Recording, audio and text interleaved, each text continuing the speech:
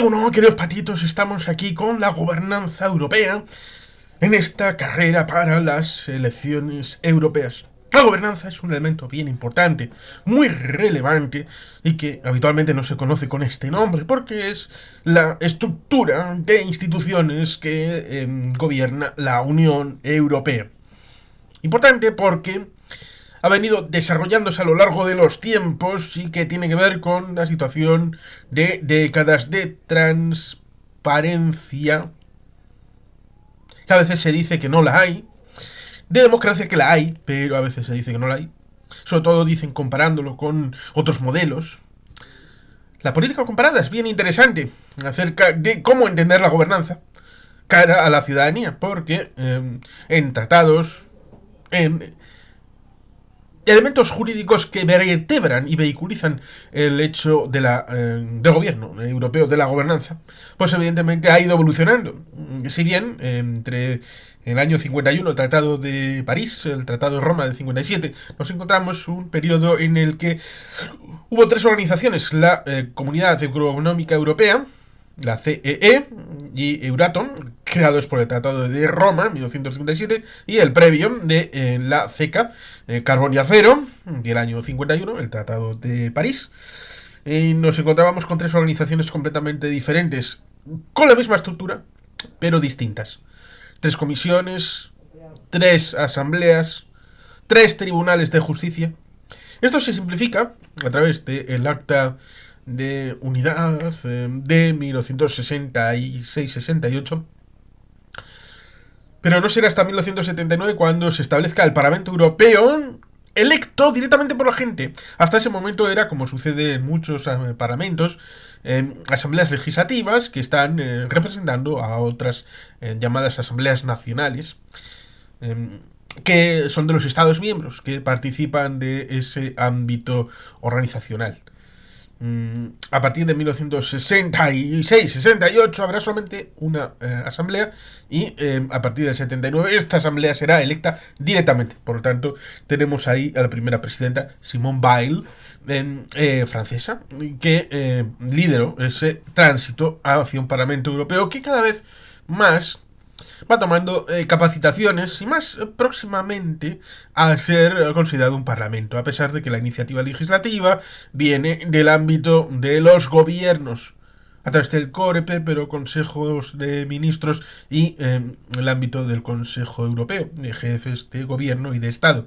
Por tanto, la iniciativa colegiada junto a la Comisión Europea les sustraída en parte al Parlamento Europeo, lo cual evidentemente puede mejorarse, sin duda alguna. Pero es que está ahí el nivel de los Estados miembros y la situación de gobernanza directa a través del Parlamento, de la Comisión. Recordemos, los miembros de la Comisión deben de recibir un hearing, es decir, una audición, para poder recibir el voto favorable cada uno de ellos, incluyendo la votación a la presidencia de la Comisión Europea, antes de entrar en funciones.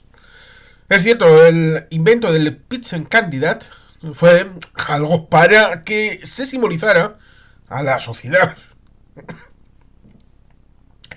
que lideraba los partidos europeos cara a que esa persona fuera la presidencia de la Comisión. Pero esto no deja de ser una tradición que se inventa, porque, por ejemplo, en el Estado español hay 50 elecciones. 50. Una por provincia para las elecciones al Congreso de los Diputados.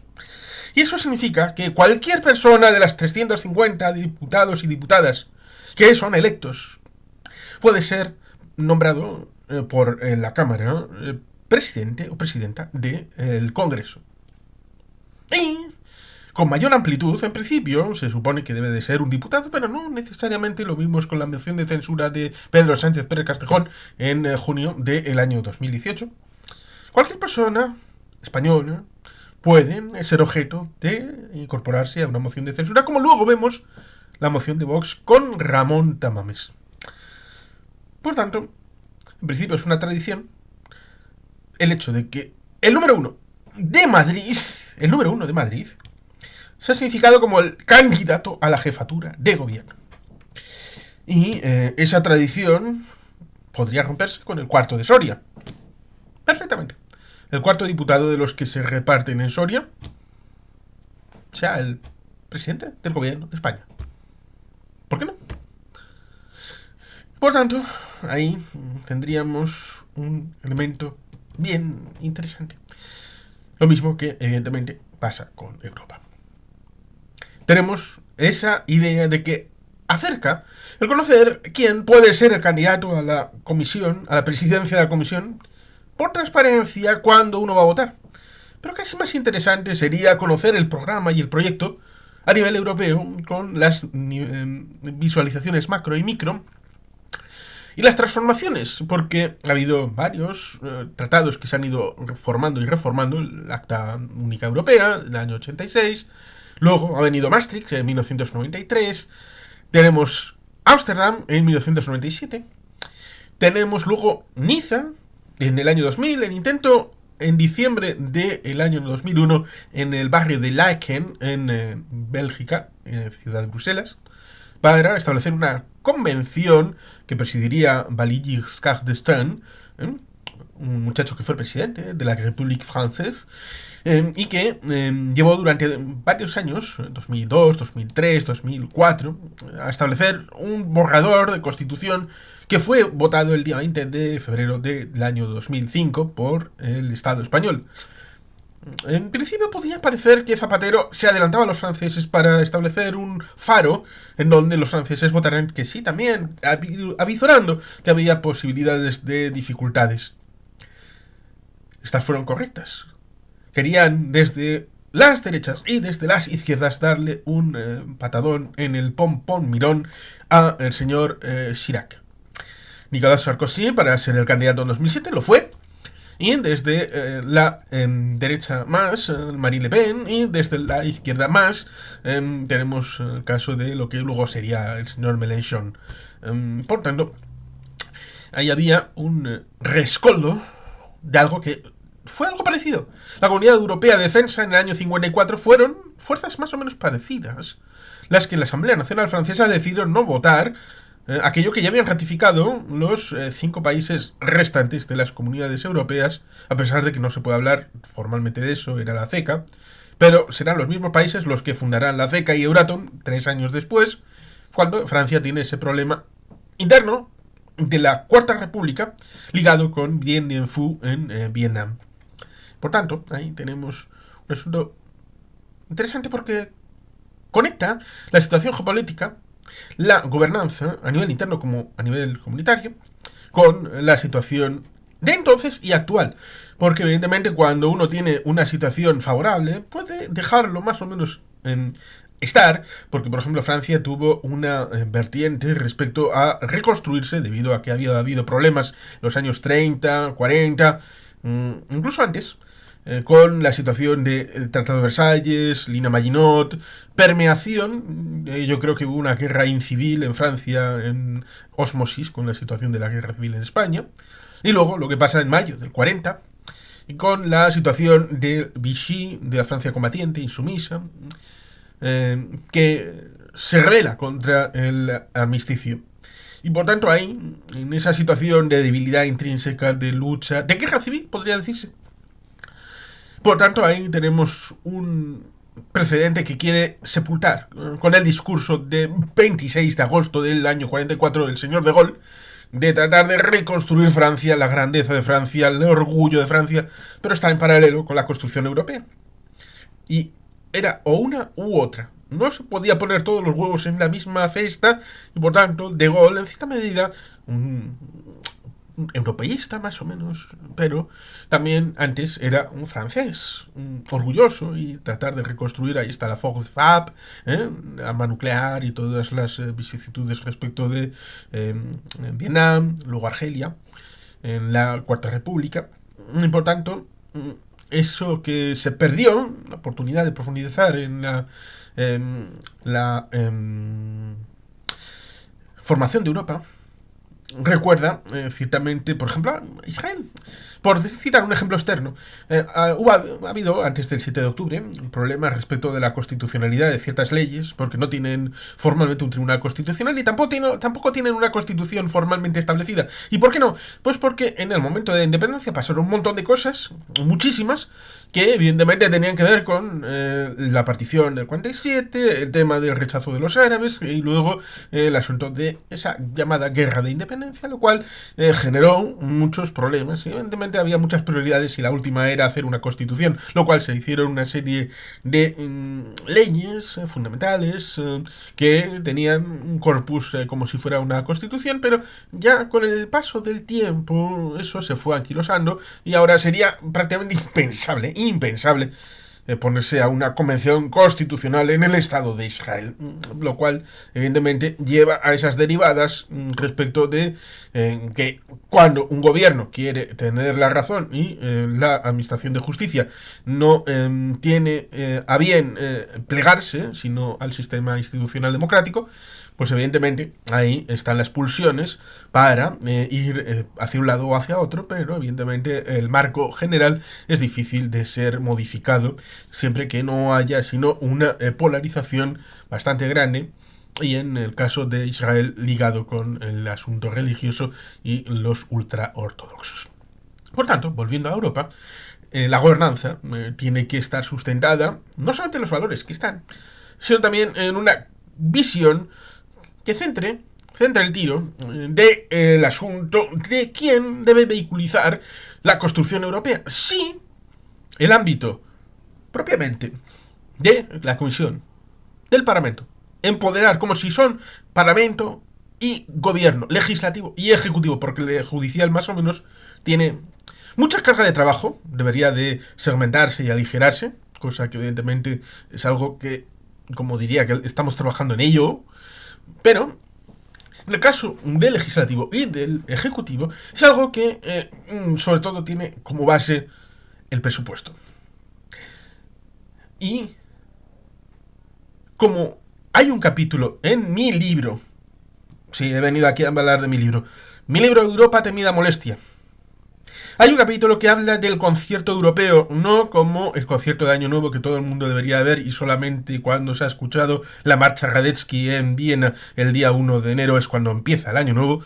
No, me refiero a otro concierto, el concierto económico vasco y el convenio económico navarro, que servirían como piedra fundamental para establecer los regímenes económicos entre la Comisión y los Estados miembros, en formato de lo negociado por Pedro Luis Uriarte Santamarina en 1980.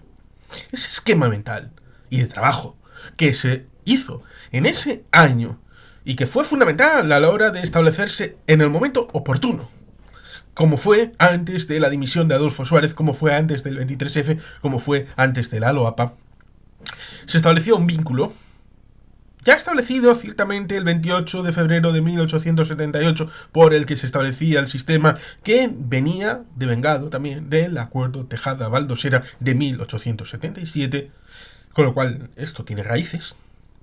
Serviría como imagen para poder financiar las causas comunes de la Comisión y del Parlamento y de las instituciones europeas a través de un sistema fijo llamado concierto europeo. Por tanto, los vascos podemos aportar bastante. Una formulación que establezca la política fiscal y financiera para el marco europeo y que dé carta de naturaleza la posibilidad de tener recursos propios a la Comisión y al Parlamento Europeo, para hacer algo más que estos presupuestos septuanuales de 7 años que marcan las directrices generales de lo que es posible gastar en las instituciones europeas, porque el gasto y el ingreso es fundamental para la gobernanza en cualquier orden. Y por tanto ahí está una piedra fundamental que desde Euskadi se puede poner en vigor respecto del ámbito europeo. Y es que la gobernanza es importante, y sobre todo no mentir. En el ámbito de los británicos han mentido bastante para aprovecharse del Brexit, sobre todo teniendo en cuenta de que para mí hay una situación que es como la confrontación. A nivel político es bastante saludable para algunas urnas, para algunos que buscan maximizar su recurso en urnas, de tratar de hacer como el frontón, pero de tirar la pelota no muy alta, porque imaginemos que el frontón no es interno, no es indoor, sino es externo. Y digamos que la pared está pegando a la iglesia y detrás del fondo está el cementerio. Por tanto, si la pelota va alta, corres el riesgo de que caiga en el cementerio, tener que dar la vuelta, ir al cementerio, con lo miedosos que pueden ser las personas. Y por tanto, cuando el símil, estos partidos tratan de jugar para que sea vistoso, pegarla alta, pero no tan alta que pase, que sea en pasa, sino que pegue lo suficientemente alto para que entre y la gente esté bien, que estos son duros, resistentes, pero sin llegar a sobrepasar, cosa que, por ejemplo, en el caso del tsunami de Japón, con la central de Fukushima, nos encontramos con que pusieron 6 metros de alto el muro. Pero claro, fueron 12. Es decir, tenían que haber puesto el doble de muro para que la ola no llegara al ámbito de la central nuclear de Fukushima. Eso es impepinable. Y por tanto, el agua sobrepasó. Y es algo que también les pasó a los británicos. Querían jugar a la contra la Unión Europea, para servir de exprimidor para tratar de sacar cuanto más mejor. Es una táctica dilatoria y negociadora que sirvió también para el señor David Cameron, que en la negociación del Tratado de Lisboa, año 2008, 2009, 2010, recordando que sabía todo el mundo que las elecciones británicas iban a ser en mayo de 2010. Y teniendo en cuenta de que en esos 3 años el señor Gordon Brown, en principio, no tenía capacitación para superar una mayoría absoluta, teniendo en cuenta de que era altamente probable que los liberaldemócratas de Nick Clegg, que habían tenido una disposición más o menos próxima a los laboristas, pero querían cambiar porque el gobierno estaba bastante lastrado por el desgaste en el gobierno, y por tanto, habiendo empezado en el 97-2007, Tony Blair, luego del 2007 al 2010 estará Gordon Brown. Es un estilo distinto, pero siguiendo la pauta general de la percepción. La percepción es importantísima de lo que era el gobierno laborista en el Reino Unido. Pues en el exterior, David Cameron tuvo que ver como Chequia y Polonia solo te quedaba la firma del asentimiento presidencial para la entrada en vigor del Tratado de Lisboa, que era para ellos la última piedra en la creación de una Europa federal, lo que se suele decir habitualmente, la destrucción de los estados, el gobierno desde Bruselas, los mandarines, cosas que se suelen decir habitualmente. Cada vez que hay un intento de profundizar en la gobernanza europea, cada vez que hay un intento para profundizar en la integración, se dicen estas cosas, sean verdad o sean mentira, para, poner en solfa esta situación y excitar las bajas pasiones de la gente. Por tanto, ahí tenemos un asunto interesante porque se les dijo explícitamente, por favor, no firméis.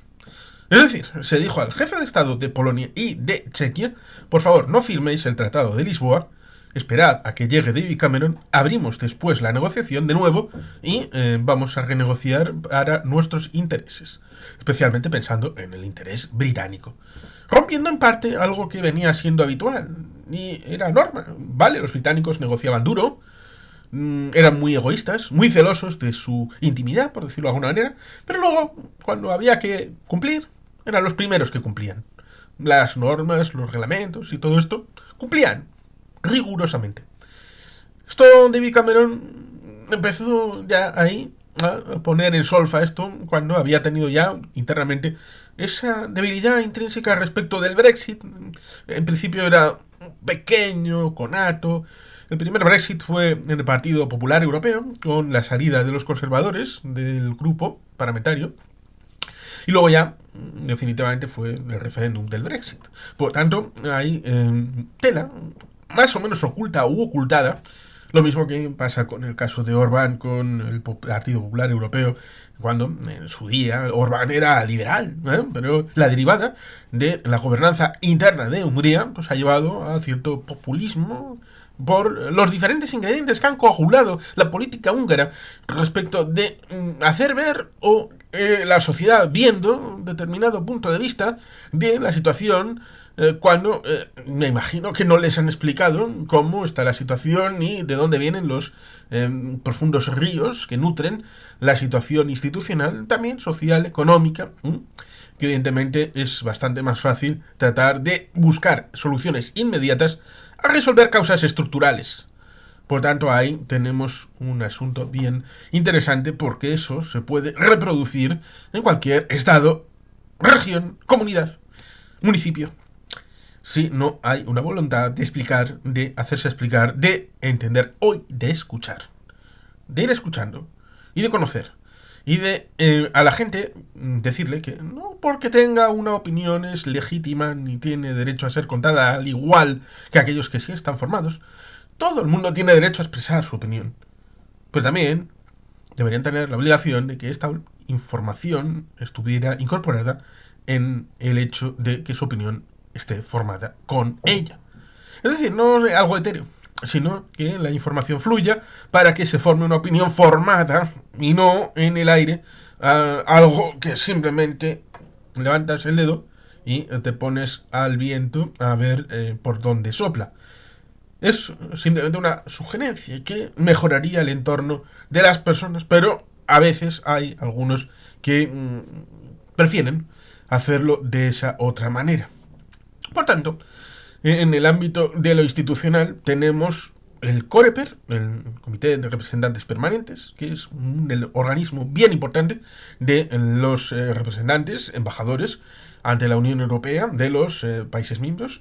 Quiero recordar el proyecto RELEX del año 2002-2003 que eliminaba las credenciales diplomáticas entre países miembros, lo cual evidentemente significaba reconocer que no había relaciones internacionales dentro de las comunidades europeas, de la Unión Europea. Recordemos que en principio se ha profundizado en el pilar de justicia con las euroórdenes, bien importantes, que para algunos en el Estado español lo rompe el caso de Puigdemont, lo cual es mentira. Y también la ampliación en asuntos exteriores y defensa. Tal vez haya que recuperar parte de la Comunidad Europea de Defensa, haya que profundizar en un ejército europeo, si bien no común, sí aproximándolo, como por ejemplo se pueden utilizar los estándares OTAN para seguridad y defensa, tanto interna como externa, con los rigores de la situación, sobre todo también teniendo en cuenta lo que comentábamos respecto del nearshoring, respecto de incorporar al entorno europeo en lo que es el norte de África, el ámbito del Cáucaso, cómo se ha integrado desde los años 90 hacia la actualidad todo el espacio escandinavo, no todo. Mañana hablaremos de lo que falta también en los Balcanes occidentales respecto a esta situación en donde esta gobernanza europea requiere escuchar, hacerse escuchar, socializar y afortunadamente, entre comillas, el Parlamento Europeo no tiene el foco mediático que tienen los llamados parlamentos nacionales ni subestatales, lo cual permite hacer acuerdos multidisciplinares y transversales con políticas concretas. Y porque son más de 700, es imprescindible ser concreto. Tienes como mucho un minuto 10 en el plenario. Evidentemente antes está en el tema de las comisiones. Son trabajos bien directos. Por tanto, no hay posibilidad a lo que sucede, por ejemplo, en el Congreso de los Diputados de hacer política a través de esas preguntas capciosas de los miércoles para el gobierno, desde partidos de la oposición, sobre todo el primer partido de la oposición, respecto de cosas que puedan salir o bien en shorts para YouTube, en TikTok, enviarse por WhatsApp, con zascas hacia el gobierno, uy, qué duros han sido, qué bien, y hacer retroalimentación de causas partidistas, sino que allí en el ámbito europeo hay que hacer las cosas con una cierta tranquilidad, sobre todo porque como no hay efecto mediático, pues es más plausible hacer cosas que en otros escenarios no serían viables respecto de acuerdos transversales entre partidos que en otros escenarios ni se ven, Y en el ámbito europeo, por lo tanto, es más posible esas líneas que luego tienen bastante importancia porque las transposiciones de leyes afectan a los parlamentos estatales y subestatales, afectan a las políticas diarias de la gente, porque muchos elementos que se negocian allí luego se incorporan a leyes que afectan a día a día de la gente en los países europeos. Por tanto, esto es bien importante y por lo tanto la gobernanza europea es un marco global en donde se incorpora todo esto, en donde tenemos ahí metido la distribución de poder y todos estos partidos. En principio, las elecciones se prefiguran que pueden seguir manteniendo a las tres primeras fuerzas, que son los socialistas, que precisamente serán la segunda fuerza. Tal vez, seguramente, Ursula von der Leyen será la presidenta de la Comisión Europea, otros 5 años más, con el Partido Popular Europeo como el primer partido a nivel europeo, seguramente. Y el tercer partido, Renew Europe, el partido de los liberaldemócratas y el Partido Demócrata Europeo, donde está Euzko-Alderdi Jeltzalea, estará en tercer lugar, seguramente, en el ámbito del Parlamento Europeo. Entre estas tres fuerzas configurarán la gobernanza en el Parlamento Europeo, lo cual permeará seguramente a nivel de la comisión próxima, que se entrará en vigor seguramente a través del mes de noviembre-diciembre de este año 2024. Y por lo tanto ahí estaría el asunto de la búsqueda de mecanismos que sustentaran esta situación, pero los Estados miembros tienen una vocación de tratar de buscar la renovación de la soberanía, en tanto en cuanto piensan que la soberanía ha sido sustraída por las instituciones comunitarias que han sido creadas por ellos. Recuerdo un libro de Mikel Irujo, que ahora es Sailburu en Navarra, El coste de la no Europa, que establece un marco de referencia para comprender la compartimentación de las competencias a nivel europeo, porque recordemos que la Constitución española, esa que se supone que no debe de tocarse, ha elevado hacia arriba, por ejemplo, pesos y medidas, o por ejemplo, la política monetaria y financiera, a través de las políticas comunes, por ejemplo, en el Banco Central Europeo, y no ha habido ningún problema. El Constitucional español le parece chachipiruli, pero evidentemente esto es una ruptura del esquema constitucional español. Toda vez que, a pesar de que haya diferencias en algún país miembro respecto del orden jerárquico de las normas, evidentemente la construcción europea establece la prevalencia de las normas europeas sobre la constitución estatal. ¿Por qué? Pues porque evidentemente podría utilizarse la construcción a través de la constitución de turno para hacer la contra a algo que, por ejemplo, ha podido negociar el gobierno anterior. Y esto, evidentemente, sería destruir el marco comunitario por una normativa inferior, que sería en este caso la Constitución correspondiente.